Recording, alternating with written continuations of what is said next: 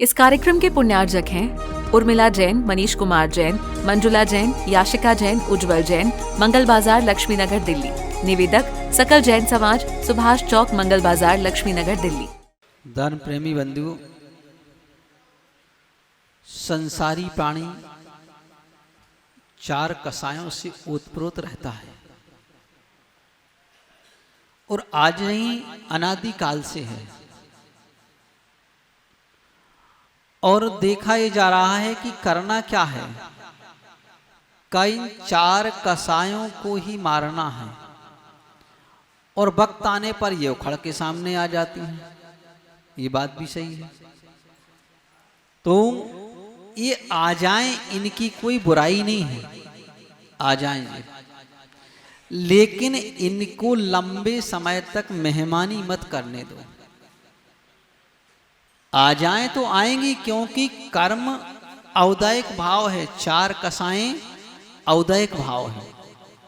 औदायिक भाव के जहां 21 भेद बनाए गए ना, उनमें चार कसाएं भी ली गई। तो चूंकि ये कर्म का उदय है और आएंगी तो आ जाएं, कोई दिक्कत नहीं है। लेकिन जैसी जी आई हैं वैसे इनको शीघ्रता से विदाई भी कर दो। आई हैं तो जाओ, चलो जल्दी, तुम्हारी छुट्टी है ना। और वह इनकी छुट्टी कैसे होती है का, उनकी छुट्टी क्षमा भाव से होती है, गांठ बांधने से नहीं होती है। क्षमा भाव आ गया, चली गई। तो इन कसायों का ही प्रभाव था कि ये जाकर के रक्षाबंधन पर्व होगा। किनका प्रभाव? कसायों का प्रभाव था। तो ये तो अपन जान सकते हैं कि अज्ञानी व्यक्ति कसाई की तीव्रता में कुछ भी कर सकता है, कोई बड़ी बात नहीं, कोई बहुत बड़ी बात नहीं है, क्योंकि वो तो अज्ञानी ही है और वह कुछ भी कर सकता है। लेकिन जहां हमारे अंदर ज्ञान है, हम सब कुछ जानते हैं, तो ज्ञानी व्यक्ति को चाहिए कि वह अपने समय पर समझ जाए, उसी का नाम ज्ञानी है। जो समय पर न समझ पाया फिर वह ज्ञानी नहीं है। तो ज्ञानी बनने के लिए हमें समय पर समझना सीखना है, ये महत्वपूर्ण प्रक्रिया है। तो आज जो रक्षाबंधन पर्व हुआ, कई उपसर्ग तो अज्ञानियों ने किया था। अगर वो ज्ञानी होते तो देवशास्त्र गुरु के आराधक होते, लेकिन वो आराधक नहीं थे, वो तो विरोधी थे। और विरोधी होने पर उनके मान में ठेस लग जाना तो स्वाभाविक है। लेकिन का महत्वपूर्ण बात यह भी है कि जिस समय एक मुनि ने अपना धर्म निभाया, कौन सा धर्म निभाया? एक अपने सहधर्मी के प्रति क्या कर्तव्य होना चाहिए, ये उन्होंने अपना धर्म निभाया। कि एक सहधर्मी के प्रति कैसा वात्सल्य होना चाहिए, का गाय और बछड़े के समान। तो एक मुनि ने अपने मुनि भाई के प्रति वात्सल्य निभाया कि उनके ऊपर कोई संकट है और हमारे में पावर है, तो हम अपने पावर का प्रयोग करके और उनका संकट दूर करें। कष्ट उसे भी नहीं देना है जिसने उपसर्ग किया है, लेकिन बिना कष्ट के काम भी नहीं चलेगा। कष्ट उसे भी देने की भावना नहीं है, लेकिन बिना कष्ट के काम भी नहीं चलेगा। तो क्या करना? कष्ट भी देना है और हानि भी ना होने पाए। क्या करना? कष्ट भी देना है और हानि भी ना होने पाए। जैसे श्री राम से उनके पुत्रों ने युद्ध किया, किसने किया? लव कुश ने। तो लव कुश जानते थे कि ये मेरे पिता हैं, लेकिन हमारी मजबूरी है कि इनसे युद्ध भी करना है, वरना क्षत्रिय की शान जाती है। युद्ध भी करना है और इनको कष्ट भी ना होने पाए, और परास्त भी करना है, दोनों ही प्रक्रियाएं करना है। तो का ऐसे ही एक धर्मात्मा सोचता है कि जब कोई धर्म की व्यवस्था बिगड़ती है तो उसमें सामने वाले को ठीक भी करना है और कष्ट भी ज्यादा नहीं देना है। तो थोड़ा कष्ट तो देना ही पड़ेगा, जब ही काम चलेगा। बिना कहे तो काम चलेगा नहीं। तो वही सर्फ वाली बात आ गई कि काटना भी नहीं है, लेकिन कोई ज्यादा करने लग जाए तो बोले फुसकार देना है, फुसकारे से काम चल जाएगा, है ना। तो ऐसे ही का वही प्रक्रिया उन विष्णु कुमार मुनि ने अपनाई कि चूंकि वो एक दिगंबर मुद्राधारी, कुछ भी नहीं करना है, किसी को मारना भी नहीं है। क्यों? ये मुनि धर्म नहीं है। तो क्या करना है? क्या करना ये है कि ये भी ठीक हो जाए, उधर भी काम बन जाए, लेकिन वह काम का बिना क्रोध किए बनेगा नहीं। और एक और तो महाराज साधु संतों का स्वभाव है कि क्रोध नहीं करना है, लेकिन का वह क्रोध करने के लिए मना नहीं है। वह क्रोध बैर में न बदले, समय पर समाप्त हो जाए और काम भी बन जाए, इसके लिए मना नहीं है। तो जब कोई श्रावक पर काम नहीं बनता है तो फिर साधु को आगे आना पड़ता है। अगर उस प्रक्रिया को गृहस्थ आप लोग संभाल सकते तो साधु को आगे आने की आवश्यकता नहीं थी, लेकिन वो इसलिए नहीं संभाल सके कि पावर में थे, उनके पास अपनी एक ताकत थी, पावर था, क्योंकि राज्य पद ले लिया था, राजा बन गए थे। तो का राजा तो बन गए थे, लेकिन चाहती प्रजा तो सुधार भी सकती थी, लेकिन प्रजा भयभीत भी रहती है। गृहस्थ अनेक कारणों से भयभीत रहता है, परिवार भी लगा है, धन संपत्ति की सुरक्षा भी करना है। अब उधर देखा जाए तो राजा से विरोध भी कैसे कर सकते हैं, तो अनेक चीजों को उसको सामने देखना पड़ता है, तब कहीं जाकर के वो प्रक्रिया हो पाती है। लेकिन साधु को ये सब चीजें नहीं देखना पड़ती। वो कहते हैं कि हम तो तुमसे ज्यादा पावरफुल हैं, तुम हमारा क्या कर लोगे। लेकिन उनका पावर किसी को डराने का और धमकाने के लिए नहीं होता है, वो तो उस समय की मजबूरी पर होता है, जब कहीं से कोई व्यवस्था ना बन रही, तब कहीं जाकर के मुनि अपने पावर का प्रयोग करते हैं, अन्यथा नहीं करते हैं, अन्यथा उनको कोई मतलब ही नहीं रहता है।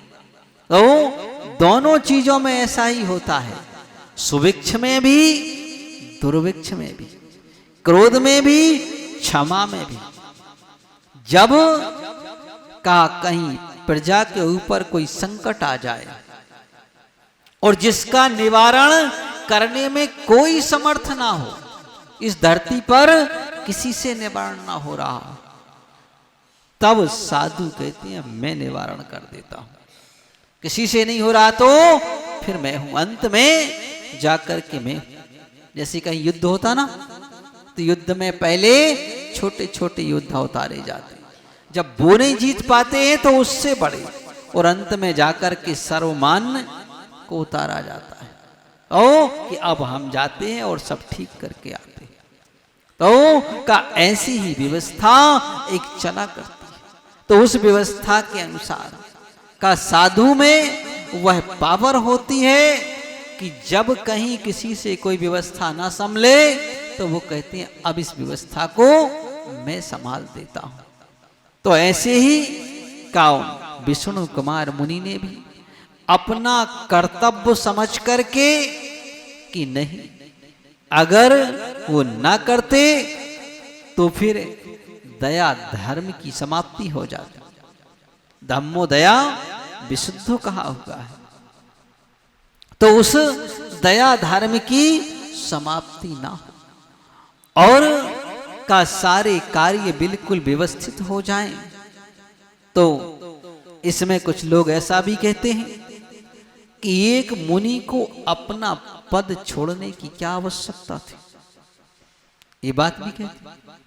लेकिन ऐसा कोई नियम इसलिए नहीं, या तो फिर उन्होंने छोड़ा तो वो अज्ञानी थे और जो कहने वाले हैं वो ज्ञानी हो गए।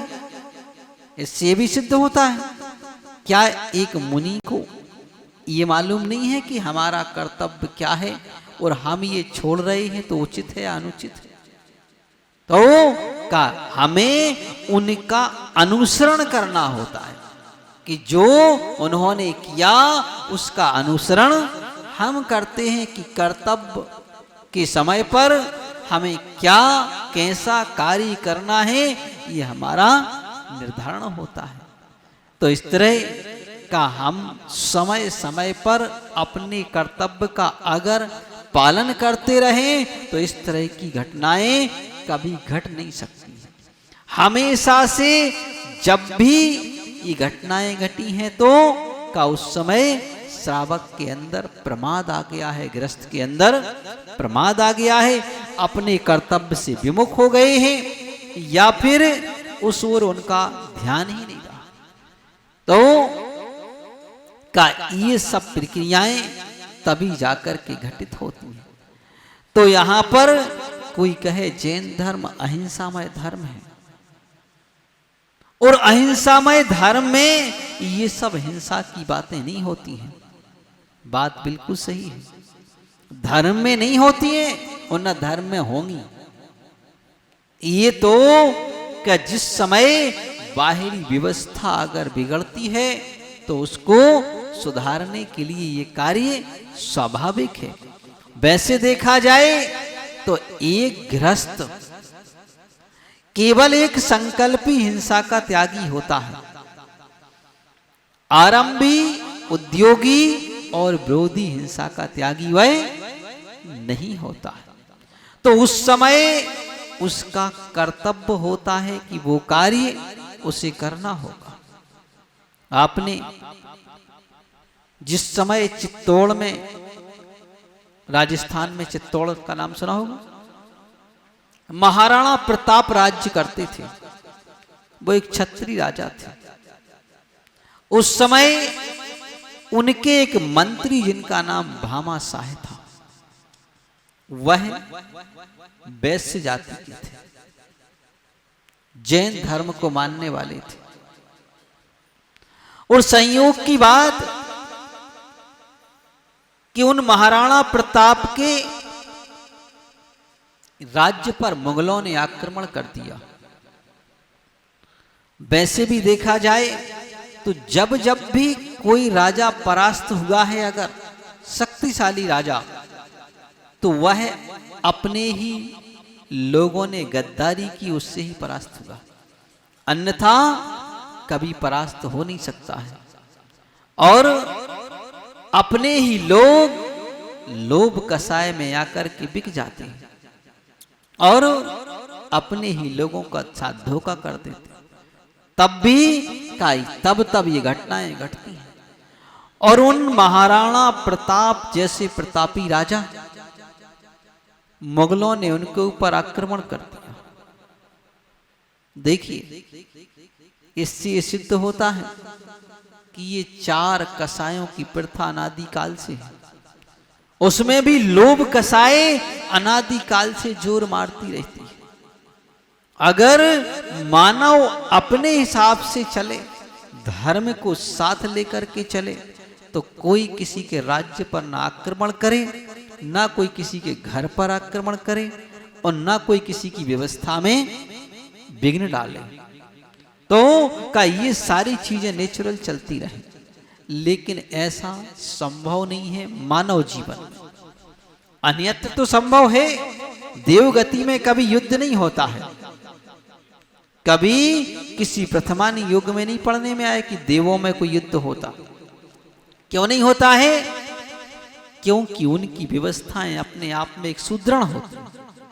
हर देव अपने अपने कर्तव्य को समझता है कि मुझे ये करना है, मैं ये मेरे स्वामी है, मुझे इनके अंडर में रहना है। और दूसरी बात कि जो बड़ा होता है उसके पास पावर ज्यादा होता है, शक्ति का पावर ज्यादा होता है। और कहावत भी है कि भय बिन प्रीत ना होए गुसाई। संसार में भय के बिना प्रीति नहीं होती है। अगर व्यक्ति को सामने वाले का डर लगा रहता है, भय रहता है कि हमसे पावरफुल है, तो व्यक्ति उद्दंडता नहीं करता। और जब ये देख लेता है कि इसके अंदर पावर कम है, तो व्यक्ति उद्दंडता करने की कोशिश करता है। लेकिन वो भी कौन? जो अज्ञानी है वो करता है। जो ज्ञानी है वह तो स्थान देता है, शरण देता है कि कोई बात नहीं, तुम्हारे अंदर पावर कम है तो कोई बात नहीं, मैं पावरफुल हूं, मैं कब काम आऊंगा, मैं तुम्हारे काम आ जाऊंगा, मैं तुम्हारे सहयोग के लिए खड़ा हूं। तो ये ज्ञानियों का लक्षण होता है कि हमेशा सहयोग के लिए खड़े होते हैं। लेकिन अज्ञानी हमेशा विघ्न के लिए खड़ा होता है। तो उस समय महाराणा प्रताप के मंत्री जो भामाशाह थे, तो वह भामाशाह कोई आज के मंत्री नहीं थे, 7 पीढ़ी से उनके यहां मंत्री बनते आ रहे थे। और राजा के द्वारा जो उनको वेतन दिया जाता था, उसमें से संग्रहित होते होते 7 करोड़ दीनार उनके यहां एकत्रित हो गए। 7 पीढ़ी में वो संग्रहित रखे हुए थे। अब जब मुगलों ने आक्रमण कर दिया, राजा को अपनी जान बचा करके जंगल में भागना पड़ा। और उन्होंने भी उस समय भी देखिए, जब कर्म जोर मारता है तो व्यक्ति ये आत्मा अनंत बल और अनंत शक्ति और अनंत सुख की धारी होकर के भी एकदम पामर और कमजोर बन जाती है। इस कार्यक्रम के पुण्यार्जक थे उर्मिला जैन, मनीष कुमार जैन, मंजुला जैन, याशिका जैन, उज्जवल जैन, मंगल बाजार, लक्ष्मी नगर, दिल्ली। निवेदक सकल जैन समाज, सुभाष चौक, मंगल बाजार, लक्ष्मी नगर, दिल्ली।